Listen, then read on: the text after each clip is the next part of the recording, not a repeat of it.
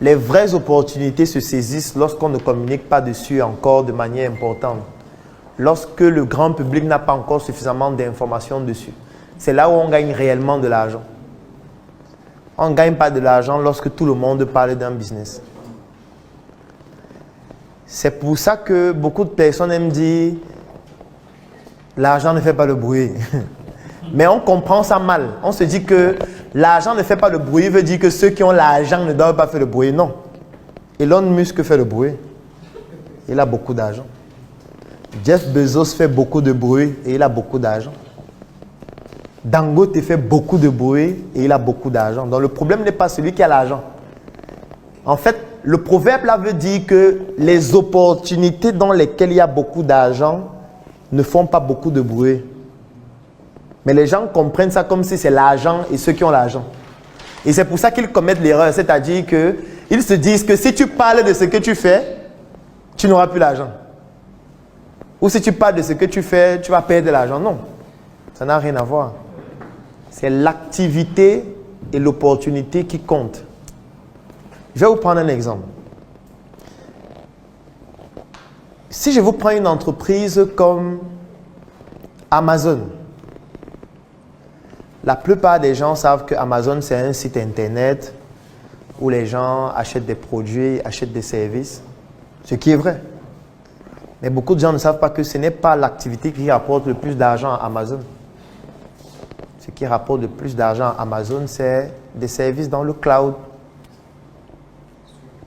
C'est ça qui leur rapporte plus d'argent. Pourtant, ils ne communiquent pas dessus comme Amazon, le site internet où les gens achètent des produits et services.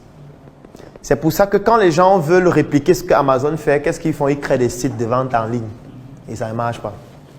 Parce qu'il y a trop de problèmes de logistique. En fait, un site de vente en ligne, c'est la logistique, ce n'est pas le site. Parce que quand quelqu'un va venir commander, comment tu fais pour livrer? Comment tu fais pour livrer à temps?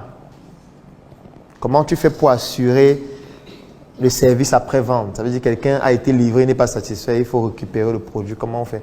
C'est un service, c'est un business de logistique. Ce n'est pas le business juste de prendre les produits en ligne. Et si tu ne comprends pas que c'est un business de logistique, tu vas investir dans le site et puis tu perds ton argent parce que tu n'as pas préparé la logistique qu'il faut. Je prends un autre exemple. La plupart des entreprises qui vendent le chocolat, ce n'est pas le chocolat qui leur apporte plus d'argent, mais c'est plutôt l'huile de cacao qui coûte très cher et qu'on utilise en cosmétique pour faire des huiles corporelles et tout autre. Il y a beaucoup de business comme ça, c'est-à-dire, vous voyez un business, on vous présente un produit à longueur de journée, mais ce n'est pas ce produit qui rapporte de l'argent réellement. Parce qu'on ne veut pas faire le bruit sur le produit qui rapporte beaucoup d'argent. On veut que les gens aient l'impression que c'est un autre. Parce que le produit qui rapporte le plus d'argent ne fait pas de bruit dessus. Vous allez rarement voir les gens qui s'enrichissent avec l'or faire des documentaires. Il n'y a pas de documentaire sur eux. Les gens qui s'enrichissent avec le diamant. Vous allez rarement voir un documentaire de quelqu'un qui dit « Je me suis enrichi en exploitant le diamant au Congo. » Et voilà la mine de diamants sur laquelle on travaille. Chaque jour, on extrait telle quantité de diamants. Il n'y a pas de documentaire dessus. On peut faire un documentaire sur le diamant. Mais montrer quelqu'un qui dit qu'il s'est enrichi avec le diamant, il montre où il a trouvé son diamant, comment ça se passe. C'est très difficile de trouver une information pareille. Par contre, il y a les informations où quelqu'un va dire « Je fabrique les biscuits, je fabrique les bonbons, je fais les arachides, je fais le foléré, je fais les yaourts, je vends le pain avec les œufs. » Ça, il y a. Tu vois, ça, il y a, c'est partout. Il y a ça partout. Mais quelqu'un qui vient dire « Moi, je creuse les puits de pétrole, je prends le pétrole, je vends », c'est rare. Il n'y a pas. Il n'y a pas un documentaire où quelqu'un dit « Moi, je suis un expert de la contrefaçon. Moi, je prends les produits, je fabrique, j'écris Coca-Cola et je vends. » Il n'y a pas de documentaire comme ça. Et même s'il y a, c'est à visage caché. On met le masque sur le visage et on parle en changeant la voix. Alors que la contrefaçon, c'est le principal moyen de gagner de l'argent par ceux qui font les business de nuit, ce qu'on appelle ici les maquis. Parce que pour réellement gagner de l'argent avec un snack, par exemple, il faut faire la contrefaçon. C'est plus de 85% de leur chiffre d'affaires. Ça veut dire quoi? Vous allez aller dans un snack, vous voyez un whisky qui coûte 85 000. Vous achetez, vous buvez. Mais en réalité, la plupart des fois, ils ont fabriqué ça eux-mêmes. Et le coût de production, parfois, c'est 3 500, 4 000. Et vous avez acheté à 90 000. Même chose pour les champagnes. Alors vous imaginez, vous arrivez dans un maquis, vous prenez un champagne à 320 000, alors qu'ils ont fabriqué ça eux-mêmes à 6 000. Mais comme ils savent que s'ils écrivent dessus Kwasi champagne ou Kwaku champagne, vous n'allez pas boire. S'ils mettent Loukou champagne, vous n'allez pas acheter. Donc qu'est-ce qu'ils font? Ils fabriquent eux-mêmes, ils écrivent Mouette. Quand vous venez, vous prenez la carte, vous voyez Mouette 187 000. Vous dites, donnez-moi 2 bouteilles.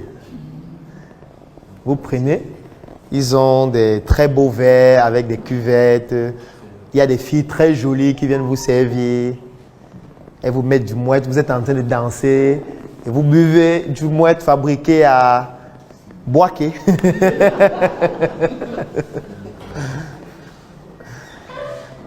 Et c'est comme ça qu'ils gagnent de l'argent. Parce que s'il faut qu'ils aient le vrai Mouette, ils ne vont pas gagner beaucoup d'argent parce que le coût d'acquisition sera d'abord trop élevé et leur marge ne sera pas trop importante. Du coup, ils sont obligés de faire de la contrefaçon ou d'acheter des produits contrefaits qui coûtent moins cher. Sauf que personne ne fait un documentaire où il dit « En fait, dans mon snack, si on gagne de l'argent, c'est parce qu'on fait la contrefaçon. » Personne ne le fait. Je peux prendre l'exemple avec les médicaments aussi. Les médicaments, la contrefaçon dans les médicaments est extraordinaire. Extraordinaire. Il y a des médicaments qui n'ont aucun principe actif. Ça veut dire que vous achetez le paracétamol, mais à l'intérieur, il n'y a rien. C'est de la farine, juste. Si vous achetez le paracétamol, comment vous faites pour savoir si c'est la farine ou le paracétamol? Vous ne pouvez pas savoir. Parfois, le principe actif est en quantité inférieure par rapport à ce qui est écrit sur la notice. Ça veut dire que vous achetez le paracétamol 1 gramme, mais en réalité, à l'intérieur du comprimé, c'est 200 mg. Vous allez faire comment pour mesurer? C'est pour ça que parfois, vous avez des problèmes de santé, vous buvez le bon médicament, mais vous ne guérissez pas. Oui, ça arrive tout le temps. Vous buvez le bon médicament avec la bonne prescription, mais vous ne guérissez pas. La maladie s'aggrave même plus tôt. Et ça entraîne même des résistances. Vous êtes en train de boire des doses qui ne sont pas appropriées. Mais les autres gagnent de l'argent avec ça. Personne ne va venir dire dans un documentaire, moi je m'enrichis grâce à la contrefaçon des médicaments. Personne ne dit ça. C'est pour ça qu'on dit que l'argent, c'est caché. L'argent ne fait pas le bruit. C'est pour ça qu'on dit ça. Parce que les vraies activités qui font réellement gagner beaucoup d'argent, on n'en parle pas. On parle de ce qui ne marche pas. Si vous voyez, on fait déjà les documentaires dans un domaine, ça veut dire que ça ne marche pas. Ou ça veut dire qu'on veut vous orienter ailleurs. On veut vous pousser à faire ce qui ne marche pas. C'est pour ça que c'est aussi une technique de marketing. C'est pour ça que si vous vendez des produits et des services, vous devez toujours avoir beaucoup de produits et beaucoup de services que vous vendez. Et vous choisissez celui qui marche le moins. Et c'est celui-là sur lequel on communique le plus. Ça va orienter tout le monde à faire ça. Ils ne sauront pas ce qui marche. Ils ne sauront pas. Parce que si tu as un seul produit et tu communiques dessus tous les jours, qu'est-ce qui se passe? Les gens vont dire que donc ça marche. Il y aura donc 500 personnes qui vont commencer à faire le produit là et tu es en train d'envoyer 500 nouveaux concurrents sur le marché. Et ça va commencer à marcher de moins en moins. Par contre, si tu as 100 produits sur le marché, ou 50, ou 10, tu choisis les moins performants et tu communiques dessus tout le temps. Qu'est-ce qui se passe? Les gens vont se ruer dessus et ils ne vont pas savoir ce qui marche, qui va continuer de marcher avec un nombre de personnes réduit. C'est-à-dire produire plus d'argent.